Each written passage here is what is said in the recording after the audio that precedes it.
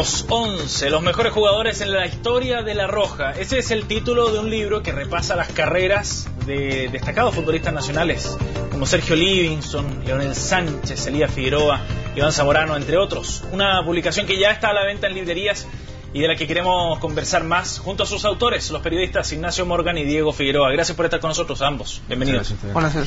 Muchachos, ¿cómo surge este libro? ¿De dónde salió esta idea de emprender la empresa bien riesgosa, además, de elegir a los 11 mejores jugadores de la historia de la selección? Bueno, la inquietud inicial parte hace tiempo con el Bicentenario, cuando se cumplió el Bicentenario de Chile, y vimos que había mucha recopilación de todo ámbito, de toda área, pero que en el fútbol eso no se está replicando. Ya. Y ahí nació la inquietud. Ahí con Ignacio dijimos, bueno, ¿por qué esto no pasa en el fútbol? Pese a que es un país que se supone que es súper futbolizado, que hay mucho interés por ello y no está ocurriendo. Entonces ahí se nos ocurrió hacer esta recapitulación. Y me imagino que el interés futbolero de ustedes también, pues, ¿no? Claro. ¿Sí? Claro. ¿Ignacio? Sí, además hubo un hecho súper fuerte que fue el año anterior, que es la muerte de Chamaco Valdés, que es una figura muy importante del fútbol chileno. Sí, claro. Y prácticamente, o sea, hubo varias conmemoración, pero no tanto como debería haber sido la figura de este personaje.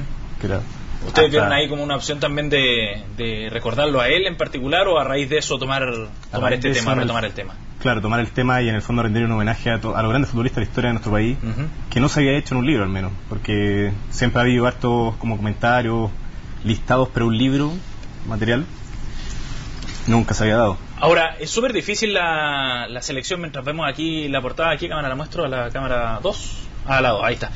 Es súper difícil la selección. Escoger a los 11 mejores jugadores de la historia en el fútbol chileno es una tarea compleja. ¿Cómo hicieron esa selección? Me imagino que no fue una decisión de ustedes nada más. Bueno, sí, no, es compleja, es verdad, como toda selección, sí, pero es menos compleja. Siempre pensamos, nos reímos con eso, que fuera, por ejemplo, el fútbol argentino o brasileño, que sería un debate probablemente interminable. Sí.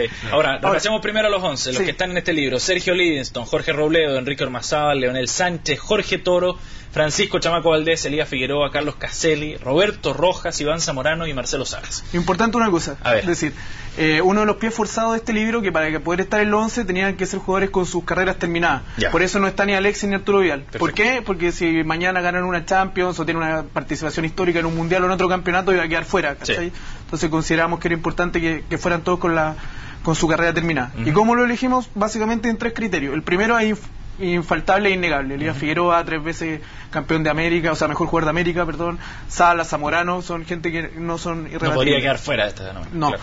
Pero hay otro, por ejemplo, harto recorte de prensa de distintas décadas, que elegieran las mejores figuras y la revisión de prensa.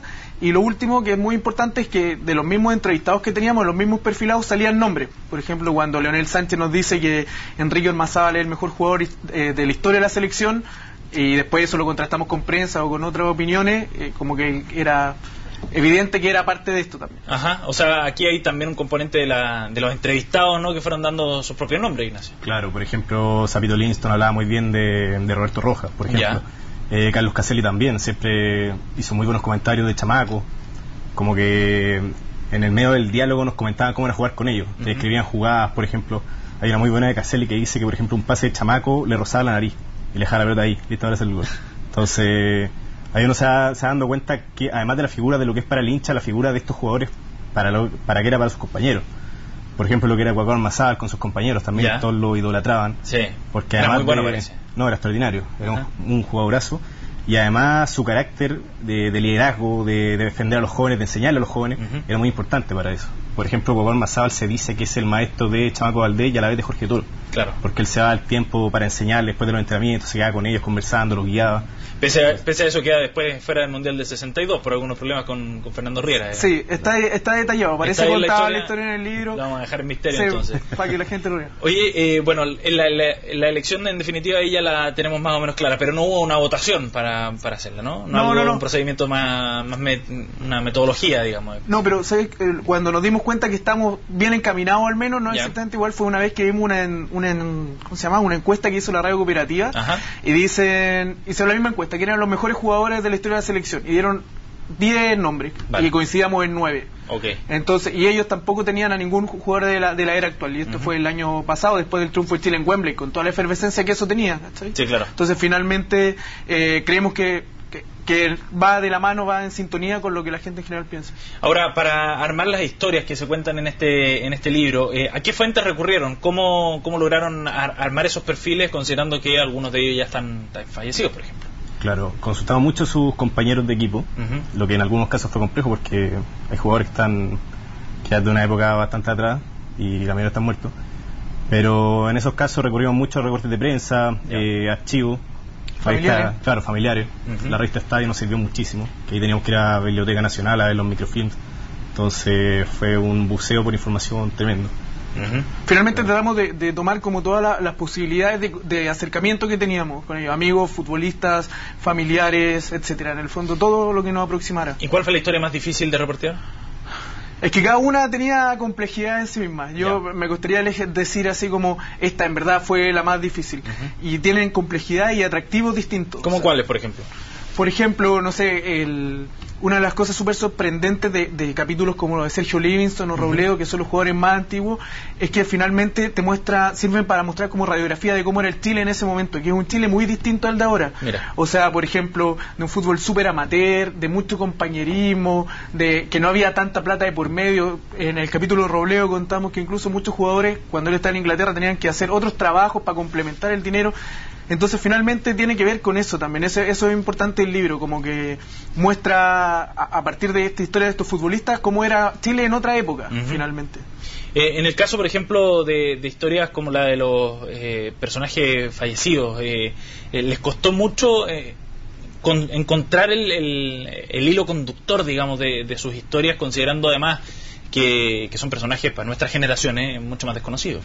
Hablar de Marcelo Salas para nosotros puede ser mucho más natural. Claro, pero es sorprendente, por ejemplo, Jorge Robledo, que es una persona que cambia el fútbol chileno. Hay un antes y un después de Jorge Robledo. ¿Por su fútbol, por su partida a Inglaterra? Es que él trae de Inglaterra muchos conceptos que en Chile no existían. Por ejemplo, él, no sé, pues tenía trabajo físico, tenía gimnasio. Él llega a Chile como... Y el fútbol chileno aquí es un gimnasio, no había ese tipo, no había trabajo de pesas, cosas así. Claro, un paso adelante en la profesionalización del deporte. Claro, en ese sentido fue complejo el reporteo de Robledo porque al menos familiares de él no quedan mucho. Está la historia de su hermano Ted, que murió ya en un accidente en un barco. Pero bueno, pudimos hablar con su viuda y con los compañeros de equipo. En el fondo con ellos logramos construir esto del antes y el después de Robledo.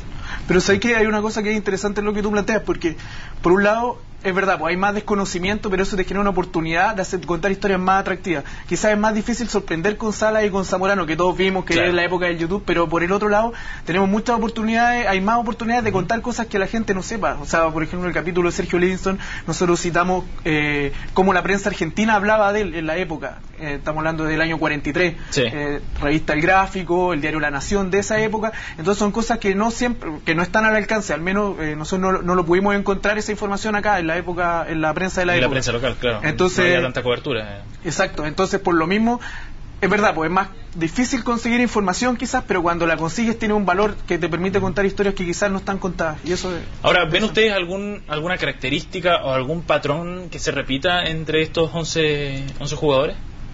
Sí, bueno, lo dice un poco Alejandro Zambra, que es el escritor que hizo el prólogo del libro.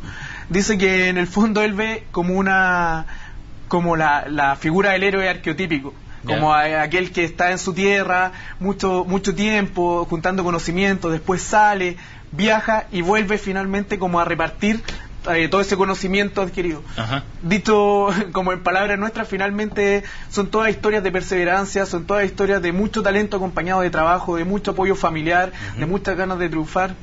Finalmente va en esa línea. Características que se repiten en los jugadores de hoy día. O sea, uno puede ver quizás reflejado en estas historias la historia de Gary Medel, de Arturo Vidal, de Alexis Sánchez, que tienen orígenes similares. Claro, yo creo que ahí la palabra, la perseverancia y la garra, por así decirlo, yo creo que son los elementos comunes en todos estos futbolistas. Como que no, claro, son todos con grandes dotes, pero que sin trabajo y sin perseverancia no habrían logrado conseguir todo lo que hicieron. Y que tienen orígenes muy humildes en algunos casos también. Claro. Sí. Hay un capítulo, por ejemplo, Jorge Toro comenta que jugaban pichanga y después se bañaban en el Sanjón de la Guada. Y salían del agua con ronchas, cuestiones así. Pero seguro. Terrible. Sí, todas las pestilencias ahí en el Sanjón. En el caso de Carlos Caselli, también me contaban ustedes antes de iniciar esta entrevista que habían información que lograron recopilar de archivo en España, digamos, que acá no se conocía mucho en la época. Sí, es interesante porque el periodo de Carlos Caselli en España no es muy conocido acá en Chile, no se supo mucho de él de ese tiempo. Carlos dice que tiene mucho que ver con la dictadura y que él estaba un poco vetado acá en ese periodo. Sí, claro. Pero independiente de las causas por las que haya sido, nosotros consultamos prensa de la época, también del mundo deportivo y de otros medios en España de aquella época, del día a día. Entonces te permite ir mostrando cosas que ocurrieron, que no queremos adelantar, pero que son bien divertidas, que ocurrieron y que no se saben acá. Entonces es interesante también.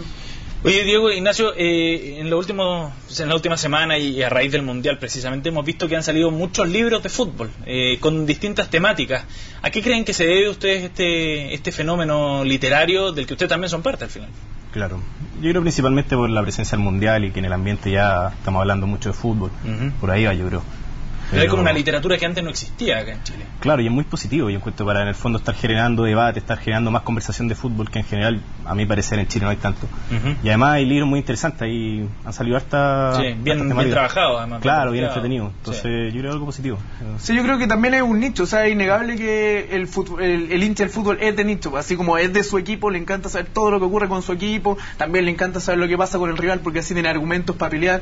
Entonces yo creo que esa es una lectura que se ha ido dando y empujado por lo que dice Ignacio, porque viene el Mundial ahora, ha ido incentivando a que la gente se atreva a escribir y vayamos escribiendo y haciendo nuevas cosas en torno al fútbol. Y debate seguro que va a armar pues este libro entonces, los 11, seguro que hay gente que estará en desacuerdo con la lista. Bueno, acá vamos a abrir un debate con este libro que se lanza el miércoles, ¿no? El miércoles va a ser la presentación, va a estar Carlos Caselli y va a estar también Juan Pablo Meneses, que es autor del libro Niño Futbolista. Va a ser a las 12, paso el aviso entero, ¿sí? A las 12 en Vergara 240, abierto, puede ir todo el mundo. Perfecto, ahí está la invitación entonces para este libro en la antesala del Mundial. Diego, Ignacio, gracias por haber estado con nosotros. Gracias, muchas gracias a ustedes.